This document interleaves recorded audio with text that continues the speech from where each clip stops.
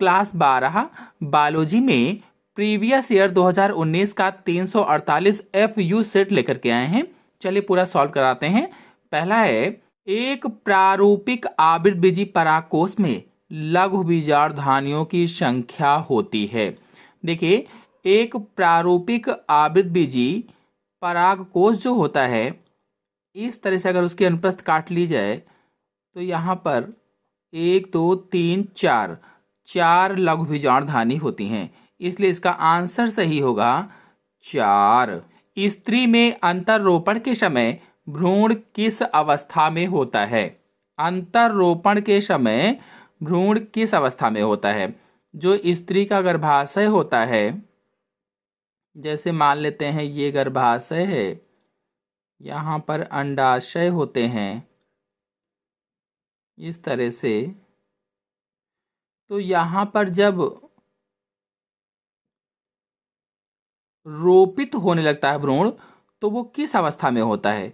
तो ये ब्लास्टुला अवस्था होती है। तो आंसर से होगा इसमें दूसरा, ब्लास्टुला स्टेज होती है या ब्लास्टुला अवस्था होती है। फिर अगला क्वेश्चन है, तालाब के पानी में जैव निम्नीकरण से जुड़े सूक्ष्म जीव किस गैस का उपयोग करते हैं? तो इसका आंसर सही होगा, ऑक्सीजन गैस का उपयोग करते हैं। फिलहाल ये कोर्स से हटा हुआ है। फिर अगला है, कौन सा एंजाइम डीएनए खंडों को जोड़ने का काम करता है? डीएनए खंडों को जोड़ने का काम कहा गया है। अब जोड़ने का काम कौन करेगा? तो लाइगेज एंजाइम डीएनए खंडों को जोड़ने का काम करता है। फिर 2 नंबर का पहला है, एक परिपक्व परागकण में समाहित कोशिकाओं के नाम लिखिए। परिपक्व परागकण में समाहित कोशिकाओं के नाम लिखना है। तो देखिए, अगर एक परिपक्व परागकण बनाया जाए, चाहे आप अंकुरित भी बना सकते हैं, इस तरह से परागकण होता है, इसमें केंद्रक होता है। फॉर एग्जाम्पल ये जैसे अंकुरित बना लिया जाए, इधर ये अंकुरण हुआ, तो यहाँ पर एक कायिक केंद्रक होता है, कायिक केंद्रक, या इसे वर्धी केंद्रक भी कहते हैं।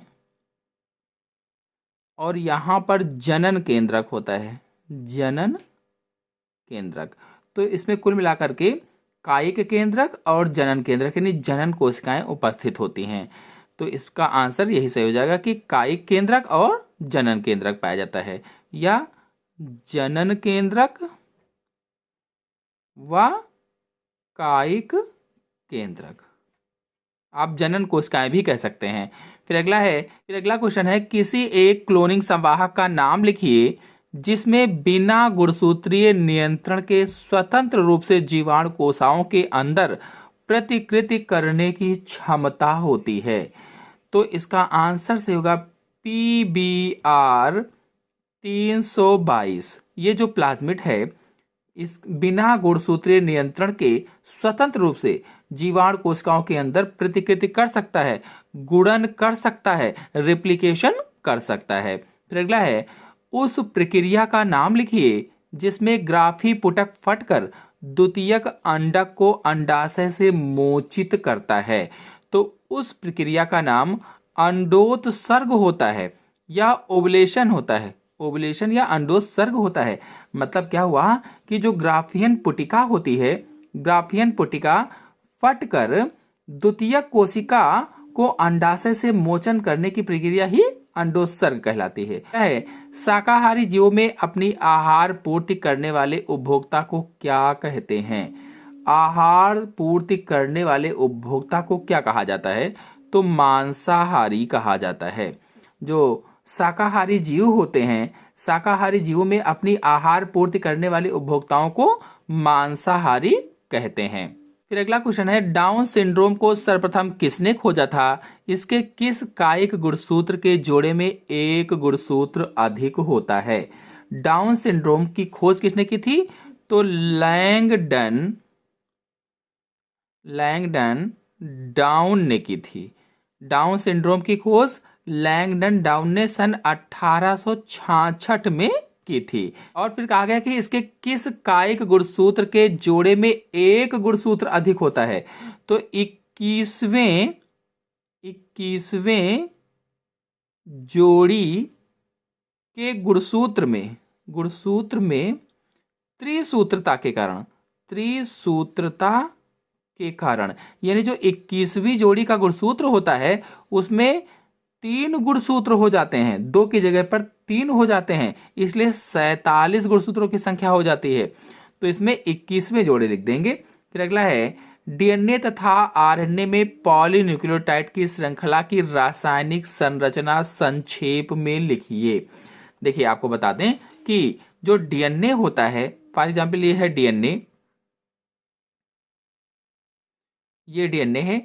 तो डीएनए में जो पेंटोज शर्करा होती है, पेंटोज शर्करा होती है डीएनए में, और जो नाइट्रोजनी क्षार होते हैं, नाइट्रोजनी क्षार, ये एडेनिन, ग्वानिन, साइटोसिन और थायमिन होते हैं। ये प्यूरिन होती है और ये पिरामिडिन होती है। Adenine, guanine, cytosine, thiamine.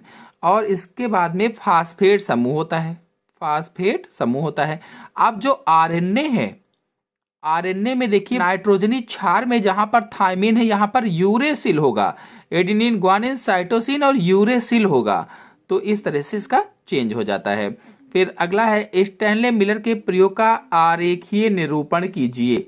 Stanley Miller का जो प्रयोग है उसका आरेखीय निरूपण करना है। आरेखीय निरूपण में इस तरह से आप चित्र बना सकते हैं स्टैनले मिलर का, पटरी प्रकार की सहायता से।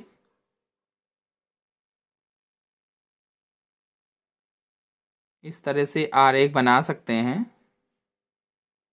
और यहाँ से फिर नलकी निकली है तो कंडेंसर वाली इस तरह से बना सकते हैं। और फिर यहाँ से जा कर के इधर मुड़ेगी, ये यहाँ नीचे आएगी, फिर नीचे जा कर के इधर मुड़ेगी इस तरह से। और इधर एक बड़े फ्लास्क से इसको जोड़ दिया जाएगा और ये बड़ा फ्लास्क ऊपर की ओर जाएगा। यहाँ पर वैक्यूम लगाएंगे, इसको यहाँ से जोड़ देंगे इस तरह से। यहाँ आप वैक्यूम लगा देंगे, वैक्यूम लिख दीजिए। इसमें उबलता हुआ जल है, उबलता जल था तो इसके नीचे स्प्रिट लैंप लगा सकते हैं, स्प्रिट लैंप हो जाएगी ये, स्प्रिट लैंप हो जाएगी। और इसमें जो बह रहा है ये सब क्या है, जल वाष्प हो जाएगा, जल वाष्प बह रही है इधर। और यहाँ पर इस तरह से इलेक्ट्रोड दिखा सकते हैं, इलेक्ट्रोड लगे हुए हैं चिंगारी उत्पन्न करने के लिए। जैसे आद्य पृथ्वी पर बिजली चमका करती थी, बादल गरजा करते थे, सेम वैसे ही प्रक्रिया स्टैनले मिलर ने यहाँ पर देने की कोशिश की। और इस तरह से ये कंडेंसर हो जाएगा, कंडेंसर यहाँ लिख देंगे। यहाँ पर एक ट्रैप लगा देते हैं, ट्रैप। और यहाँ पर कुछ इकट्ठा होता उनको दिखाई दिया था, इसमें शर्करा थी और अमीनो अम्ल थे। अमीनो अम्ल कौन कौन से थे, एलेनिन और ग्लाइसिन थे, शर्करा अमीनो अम्ल। तो इस तरह से पूरा चित्र बन जाएगा। और इसमें आप ये भी लिख सकते हैं कि इसमें मीथेन है, अमोनिया है, हाइड्रोजन है, ये सभी गैसें इसके अंदर डाली गई थी। तो इस तरह से पूरा चित्र बना देंगे, अच्छे नंबर मिल जाएंगे। एक स्थलीय पारिस्थितिक तंत्र में फास्फोरस चक्र के सरलीकृत मॉडल का चित्र बनाइए। देखिए ये कोर्स से हटा हुआ है, कोर्स में इस बार नहीं है। फिर अगला क्वेश्चन है सह विलुप्तता क्या है, इसका एक उदाहरण दीजिए। देखिए सह विलुप्तता क्या होती है, जब एक जाति विलुप्त होती है, विलुप्त होती है तो उस पर आधारित दूसरी जाति भी विलुप्त हो जाती है। जब एक जाति विलुप्त होती है तो उस पर आधारित दूसरी जाति भी विलुप्त हो जाती है। इसे ही सह विलुप्तता कहा जाता है। उदाहरण के लिए अगर देखा जाए तो आप बता सकते हैं कि एक परपोषी मछली की प्रजाति जैसे विलुप्त हो जाती है तो उसके जो परजीवी होते हैं, परजीवियों का समूह भी विलुप्त हो जाता है। और इसका उदाहरण हो जाएगा। फिर अगला है मात्स्यिकी का भारतीय अर्थव्यवस्था में क्या महत्व है। तो ये भी कोर्स से हटा हुआ। देखिए चौथे का पहला है अपूर्ण प्रभाविता क्या है, इसका उदाहरण लिख कर समझाइए। तो देखिए अपूर्ण प्रभाविता क्या होती है, पहले इसकी परिभाषा देख लेते हैं अपूर्ण प्रभाविता की। तो जब F1 संकर जीवों का लक्षण प्रारूप दोनों समयुग्मजी जनकों से नहीं मिलता है, अपितु दोनों के बीच का होता है, तो उसे ही अपूर्ण प्रभाविता कहते हैं। अब उदाहरण के रूप में जैसे कार्ल कोरेंस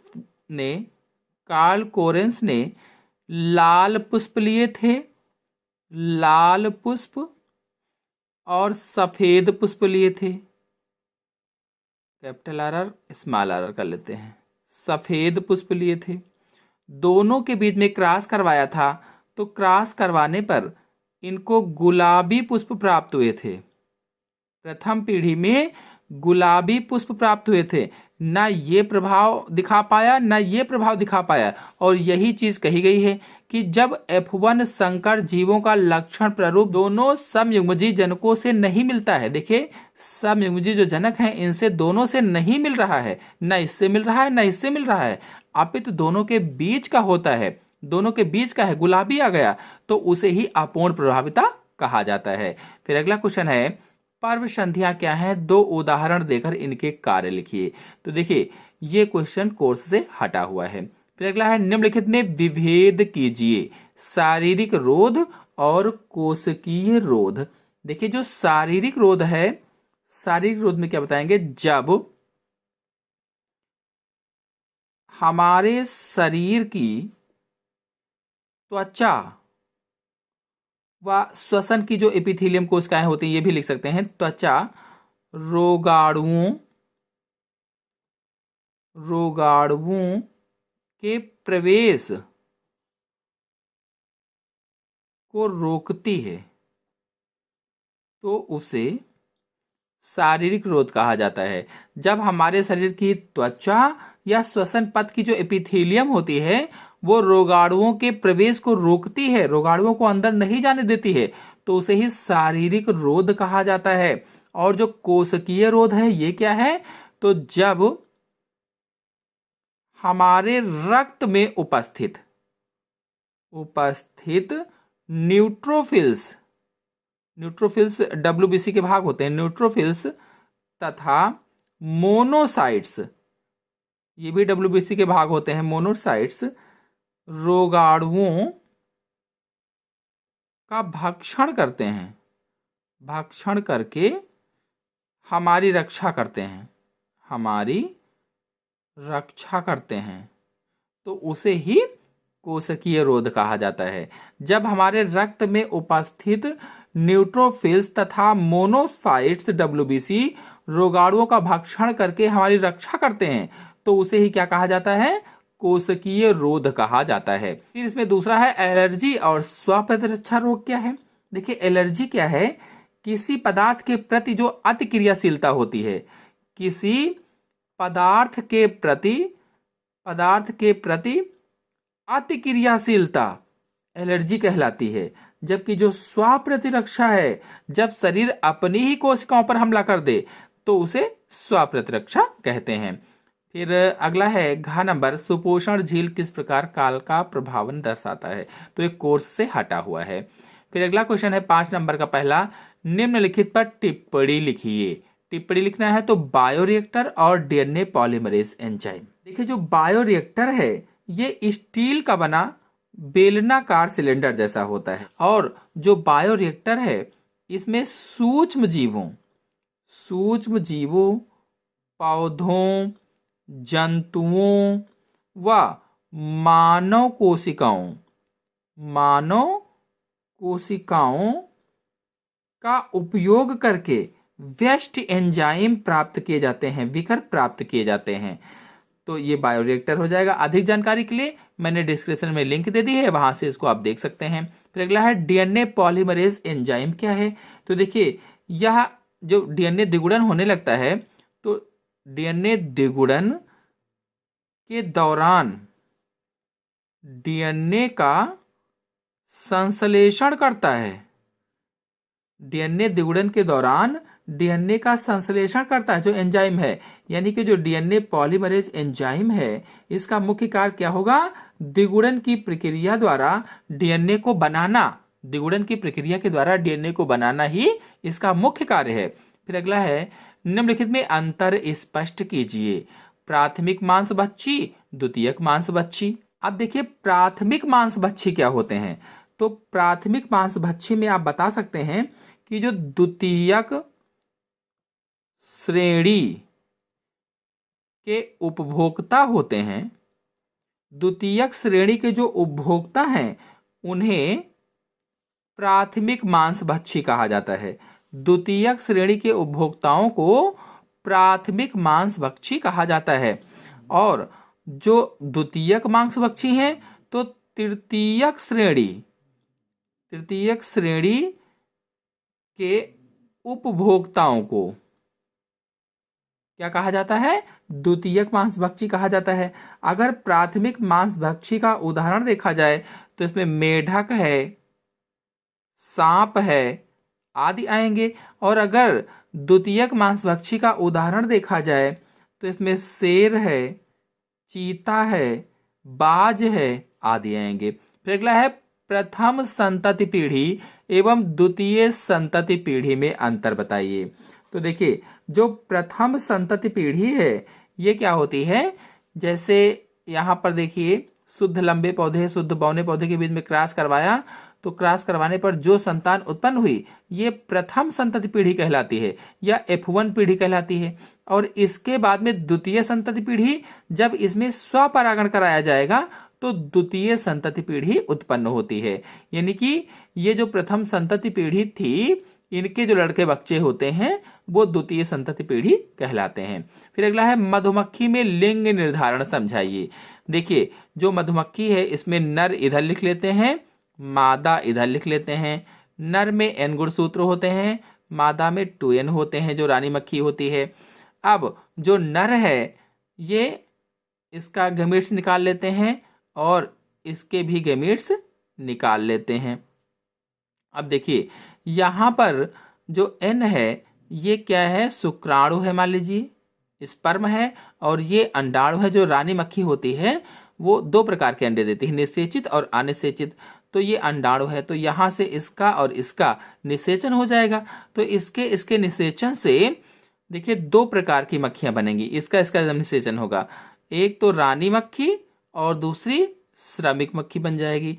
रानी वो बनेगी जिसको शाही जेली प्राप्त हुई है, और श्रमिक वो बनेगी जिसको शाही जेली नहीं प्राप्त हुई। और जो श्रमिक होती है वो बंधे होती हैं। और जो एक इधर अनिषेचित अंडा बना हुआ है ये अनिषेक जनन के द्वारा ड्रोन का निर्माण हो जाएगा, ये नर का निर्माण हो जाएगा।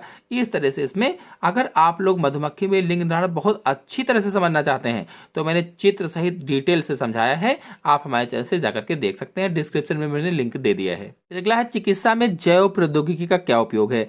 देखिए चिकित्सा के क्षेत्र में जैव प्रौद्योगिकी का उपयोग पूछा गया है। तो आनुवांशिक रोगों को ठीक करने में, आनुवांशिक रोगों को ठीक करने में जैव प्रौद्योगिकी का उपयोग किया जाता है। कैसे, तो जीनी चिकित्सा के माध्यम से, जीनी चिकित्सा के माध्यम से क्या किया जाता है कि जो विकार युक्त जीन होते हैं, खराब जीन होते हैं, उनको निकाल देते हैं और उसकी जगह पर अच्छा जीन प्रतिस्थापित कर देते हैं। इस तरह से उस रोग को ठीक कर दिया जाता है। फिर अगला है किशोरावस्था के दौरान ड्रग और अल्कोहल के कुप्रभावों का वर्णन कीजिए। तो एक तो प्रदर्शन की कमी हो जाएगी, अगर किशोर हैं वो ड्रग का सेवन करते हैं, अल्कोहल का सेवन करते हैं, तो प्रदर्शन की कमी होगी, कोई भी चीज प्रदर्शित नहीं कर पाएंगे, और बिना किसी कारण के स्कूल या कॉलेज नहीं जाएंगे। और क्या होगा, व्यक्तिगत स्वच्छता की कमी रहेगी, व्यक्तिगत स्वच्छता की कमी रहेगी, और एकाकीपन रहेगा, उसमें थकावट रहेगी और भूख नहीं लगेगी आदि बहुत सारे इसमें कुप्रभाव हो जाएंगे। फिर अगला है आरएनए को मैसेंजर आरएनए या ट्रांसफर आरएनए किस आधार पर कहा जाता है? क्योंकि ये जो सूचनाएं हैं उनको ट्रांसफर करता है, इसलिए इसे ट्रांसफर आरएनए कहा जाता है। फिलहाल RNA, mRNA, tRNA, rRNA total video हमारे चैनल में अपलोडेड हैं और डिस्क्रिप्शन में मैंने लिंक दे दी है, वहां से जाकर के आप इसको अच्छे से समझ सकते हैं। अगला है ड्रायोपिथेकस तथा रामापिथेकस के बारे में समझाइए।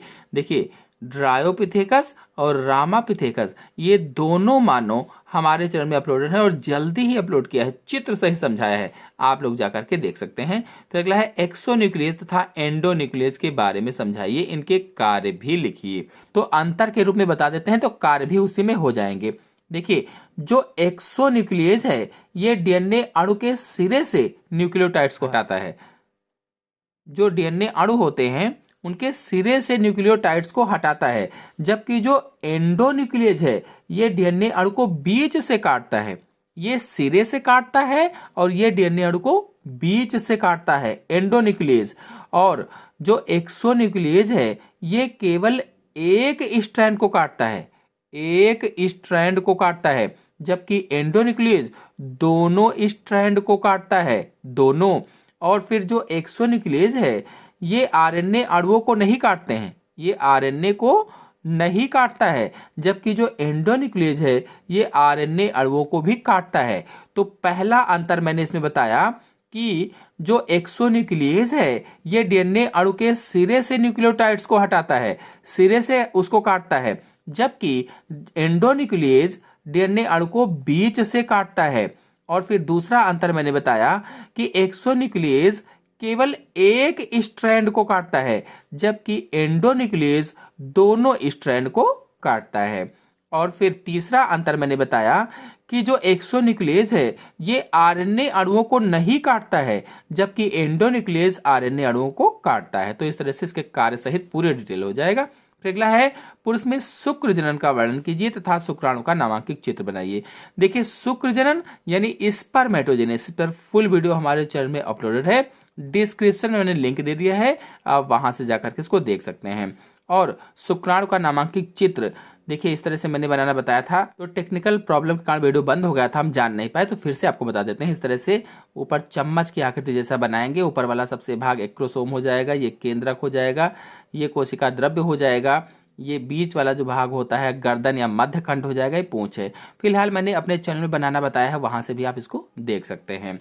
फिर अथवा लगा है एक प्रारूपी आवृतबीजी बीजांड का सचित्र वर्णन कीजिए। तो इस तरह से प्रारूपिक आवृतबीजी बीजांड आप बना सकते हैं। अगर और अच्छी तरह से बनाना सीखना चाहते हैं तो हमारे चैनल में अपलोडेड है, डिस्क्रिप्शन में लिंक दे दिया, वहां से जाकर के इसको देख सकते हैं। अगला है डार्विन के प्राकृतिक चयनवाद सिद्धांत का वर्णन कीजिए, यानी नेचुरल सिलेक्शन थ्योरी का वर्णन करना है। तो इस पर फुल वीडियो हमारे चैनल में अपलोडेड है, डिस्क्रिप्शन में मैंने लिंक दे दी है, आप लोग जाकर के वहां से देख सकते हैं। अगला है डीएनए अनुवांशिक पदार्थ है, इसे सिद्ध करने के लिए हर्शे व चेज के द्वारा किए गए प्रयोग का वर्णन कीजिए। बहुत इंपॉर्टेंट क्वेश्चन है, ये भी बहुत ही इंपॉर्टेंट क्वेश्चन था शुक्र जनन वाला, और ये भी। और फिर अगला है पोषण स्तर क्या है, एक पारिस्थितिक तंत्र में पोषण स्तर का आरेखीय निरूपण कीजिए तथा इस तंत्र में ऊर्जा के प्रवाह का वर्णन कीजिए।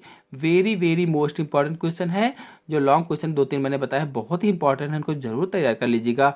और ये लास्ट वाला क्वेश्चन है अथवा लगा करके, ये लास्ट वाला क्वेश्चन आपके कोर्स में नहीं हटा हुआ है। तो पूरा पेपर मैंने आपको समझाया, आशा है आपको समझ में आया होगा। समझ में आया हो तो वीडियो को लाइक कीजिए, अपने दोस्तों में शेयर कीजिए, और चैनल पर पहली बार आए तो चैनल को सब्सक्राइब कर लीजिए। धन्यवाद।